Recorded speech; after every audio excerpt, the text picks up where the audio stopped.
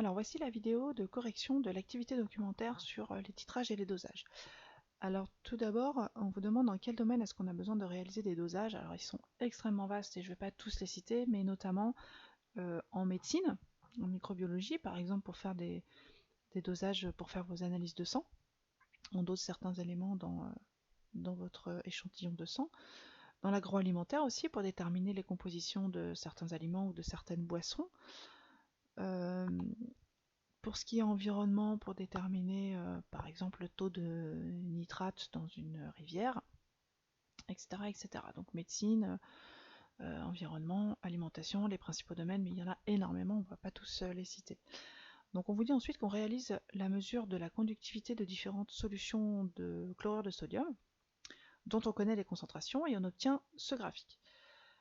Il s'agit ici d'un dosage par étalonnage. On utilise des solutions dont on connaît les concentrations, on mesure une certaine grandeur, ici c'est la conductivité, ce qui nous permet de tracer une droite d'étalonnage que l'on va utiliser ensuite pour déterminer la concentration de la solution dont on ne connaît pas encore justement cette concentration. Donc il s'agit d'un dosage par étalonnage. Ensuite on vous demande quelle est la concentration molaire dans l'échantillon d'eau de mer de départ. Je vais utiliser le graphique, on me dit que l'eau de mer que je mesure a une conductivité de 5 millisiemens. Graphiquement, je peux déterminer que j'ai une concentration de 5,5 millimoles par litre. Ça, c'est dans l'échantillon qui a été dilué 100 fois. Donc dans l'échantillon de départ, je multiplie par 100. Donc 5,5 10-3 parce que c'est des millimoles fois 10 puissance 2. Ça me donne 0,55 mol par litre. Ça, c'est la concentration molaire. Sauf que moi, quand je parle d'eau de mer, ce qui m'intéresse, c'est de savoir quelle est la concentration massique, c'est-à-dire en grammes par mol. Ce qui nous intéresse ici, c'est de pouvoir comparer avec des valeurs qu'on connaît. On n'utilise pas dans la vie de tous les jours les mols par litre. Donc, en grammes par litre, pour trouver la concentration massique, je multiplie tout simplement la concentration molaire par la masse molaire. 0,55 fois pas égal, pardon, hop là, 58,5.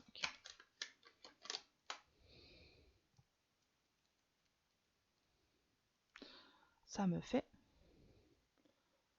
32 grammes par litre. Donc c'est à peu près la concentration normale d'une eau de mer. Dans l'océan Atlantique, on est à 32-33 mol par litre près de nos côtes. On vous demande ensuite à propos d'un autre dosage, celui pour l'eau minérale. Donc cette fois, il s'agit d'un titrage. Donc un titrage, c'est un protocole bien spécifique de dosage. Un dosage, c'est en général un truc qui nous permet de déterminer la concentration d'une espèce dans une solution. Et un titrage, c'est une technique bien spécifique de dosage. Alors pour l'eau minérale, on vous dit que dans cette eau minérale, on a des ions Na+, des ions Ca2+, des ions Cl-, et des ions SO4-. On ajoute du chlorure de baryum, c'est-à-dire Cl-, et Ba2+. Quels sont les précipités qui vont pouvoir se former, sachant que les précipités se forment entre des espèces de charges opposées? Il va pouvoir se former chlorure de sodium, chlorure de calcium, éventuellement, sauf que on sait que les ions chlorure sont déjà en solution avec le sodium et le calcium et qui ne font pas de précipité. Donc ça, c'est pas possible. Le baryum, éventuellement, il va pouvoir se faire avec le chlorure, sauf que le baryum, il est déjà en solution avec le chlorure sans former de précipité, donc c'est pas possible non plus. Et la dernière possibilité qui nous reste, c'est le sulfate de baryum. Le précipité qui va se former, c'est donc un précipité de sulfate de baryum, BaSO4, et vous avez vu au collège, on fait une petite flèche en dessous pour dire qu'on a affaire à un précipité. Donc voilà le seul précipité qui peut se former ici dans notre liste. On vous demande de faire le schéma annoté en indiquant les solutions et la verrerie. Alors, on va faire un schéma. On vous dit qu'on a une burette, un bécher. Alors en général, on met un petit agitateur, hein, c'est pas marqué ici. pas censé le savoir. Un petit truc qui ressemble à un tic-tac, un baron aimanté qui tourne, qui permet de mettre la solution. Alors ici, dans la burette, c'est ce qu'on appelle la solution titrante. La solution titrante, c'est la solution dont on connaît la concentration qu'on va rajouter. Ici, c'est le chlorure de barium. Dans le bécher, on met la solution attitrée.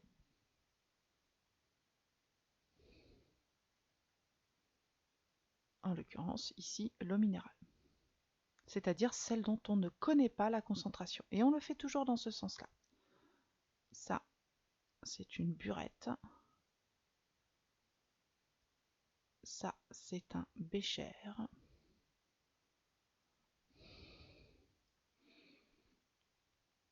Et ça, c'est un agitateur.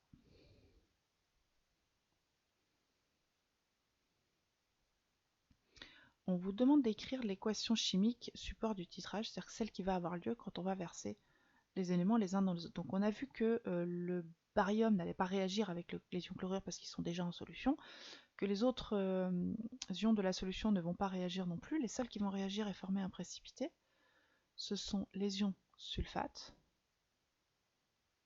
associés aux ions barium. Et le précipité qui se forme, c'est donc BaSO4. On met toujours le cation d'abord et l'anion ensuite.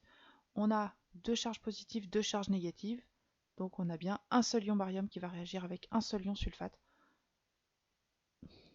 sous forme ici de précipité. Voilà notre réaction de dosage.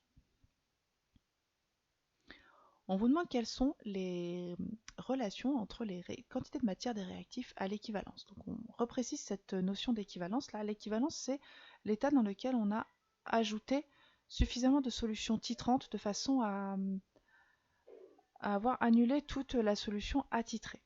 Annulé dans le sens où ça aura réagi avec toute la solution attitrée. Ça veut dire qu'on aura inséré les deux réactifs dans des proportions stoichiométriques. Proportion stoichiométrique, ça veut dire que les deux réactifs s'annulent en même temps à la fin de la réaction. La quantité de matière de barium qu'on a au départ, on l'a appelée N1 dans les documents. Non, c'est NEC, c'est la quantité de matière qu'on a ajoutée.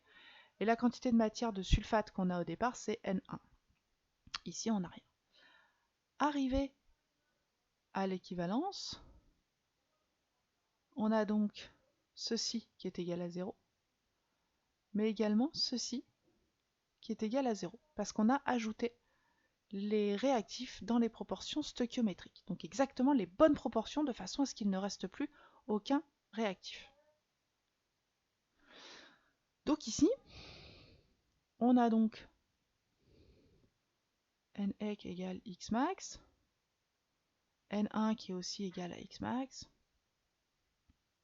On a donc quantité de matière versée à l'équivalence, quantité de matière de solution titrante versée à l'équivalence est égale à la quantité de matière de solution attitrée qu'il y avait dans le bécher au départ. Ici, nos deux coefficients stoichiométriques sont de 1, donc ça pose pas de problème. Je vous montre quand même ce qui peut se passer si ce n'est pas le cas. Donc si on a par exemple, on va reprendre du barium, Ba2+, qui vont réagir avec, je sais pas moi, deux ions chlorure pour venir former du BaCl2. Cette fois, on n'a pas les mêmes proportions. 1. Donc ici, on a bien N1 moins Xmax est égal à 0, mais on a ceci pour les proportions stoichiométriques. Ça veut dire qu'il aura fallu 2 fois plus d'ion chlorure que d'ion barium pour arriver à ce résultat. Et bien, je vais utiliser mes équations ici. J'ai donc N1 égale Xmax. Je peux donc écrire NEC moins 2 N1, puisque je remplace ici Xmax par N1, égale à 0. Et j'obtiens une autre relation entre mes quantités de matière. Si jamais mes deux coefficients stoichiométriques ne valent pas 1, je dois trouver une autre relation entre mes quantités de matière. Ce n'est pas le cas ici, c'était juste une parenthèse. Dans la situation qui m'intéresse, j'ai bien quantité de matière de solution titrante égale quantité de matière de solution attitrée versée. Voilà la relation entre les deux. On vous demande du coup d'en déduire la concentration des ions analysés. En l'occurrence, les ions analysés, ceux qui réagissent dans l'eau minérale, ici ce sont les ions sulfates. Donc la quantité de matière de barium versée, j'ai une solution de chlorure de barium de concentration C2 à 1,10-2 et j'en verse 7,4 C2 fois le volume équivalent. Donc 1,0010-2 fois 7,4 10-3, ça me fait 7,4 10-5 mol. Donc je suis arrivé à l'équivalence avec une quantité de chlorure, avec une quantité de barium versée de 7,4 10-5. Mais je sais que ma quantité de barium versée était égale à ma quantité de sulfate au départ dans ma solution. 7,4 10-5 mol. Quelle quantité d'eau minérale j'avais? J'en avais 50 ml. Donc la concentration en sulfate de mon eau minérale, c'est la quantité de matière d'ion sulfate que j'ai dosé divisé par le volume d'eau minérale que j'ai dosé.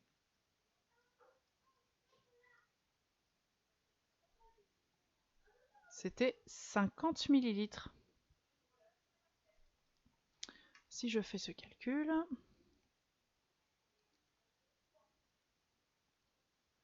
ça me fait 1,48 10-3 mol par litre. Voilà pour la quantité, pour ma concentration des ions effectivement analysés. Alors vous allez me dire, on n'est pas plus avancé parce qu'en fait, si on veut comparer, parce que c'est ça le but du contrôle qualité par dosage, c'est de pouvoir comparer avec ce qui est marqué sur l'étiquette. Sauf que sur l'étiquette, ce n'est pas marqué en mol par litre, c'est marqué en grammes par litre, voire en milligrammes par litre. Et bien pour ça, il faut passer par la masse molaire. Donc si je veux avoir la concentration massique, c'est pas demandé, hein, je précise juste, je multiplie la concentration molaire des ions sulfates par la masse molaire des ions sulfates. Et je trouve la concentration massique en grammes par litre que je peux comparer avec l'étiquette. Et justement, quand j'ai une valeur comme ça à comparer avec l'étiquette, il faut que je sache faire un écart relatif. Quand vous avez calculé une valeur,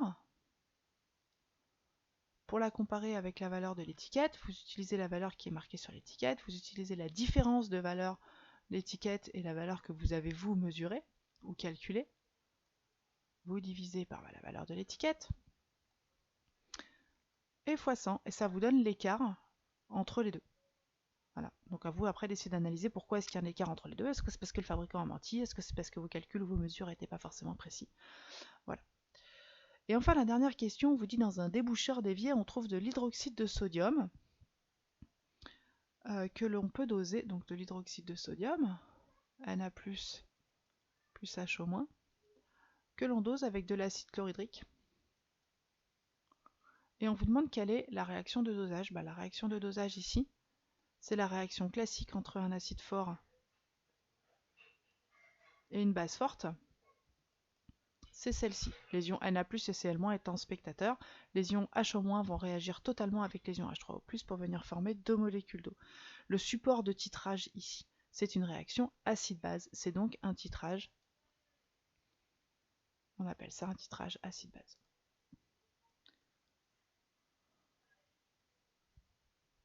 Voilà pour la correction de cette petite activité.